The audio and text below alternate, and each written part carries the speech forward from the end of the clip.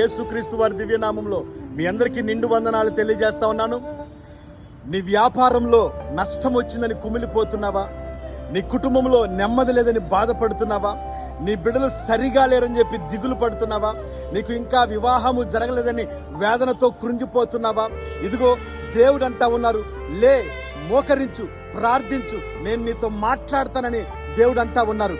కీర్తన గ్రంథము 20వ అధ్యాయము 4వ వచనం నుంచి దేవుడు నీతో మాట్లాడటానికి ఇష్టపడతా ఉన్నారు. ఇదిగో ఆయన అంటున్నారు, మంచి ఆలోచన చేయి. నీ కుటుంబం గురించి, నీ బిడ్డల గురించి, నీ వ్యాపారం గురించి, నీ వివాహం గురించి, నీ గర్భం చదవలేదా దాని గురించి లేచి ప్రార్థించు, మంచి ఆలోచన చేయి. నీ ఆలోచన నేను సఫలపరుస్తానని దేవుడు మాట్లాడుతున్నారు. అటు రీతిగా దేవుడు మీరు చేస్తున్న ప్రతి దాని విషయమై, వాటిలో మీరు చేస్తున్నటువంటి ఆలోచన విషయమై, వాటిలో దేవుడు నీకు అద్భుతాలు జరిగించి ఆశీర్వదించి నిన్ను దీవించి నీ మీద ఆయన కృప నింపును గాక. Amen. God bless you all.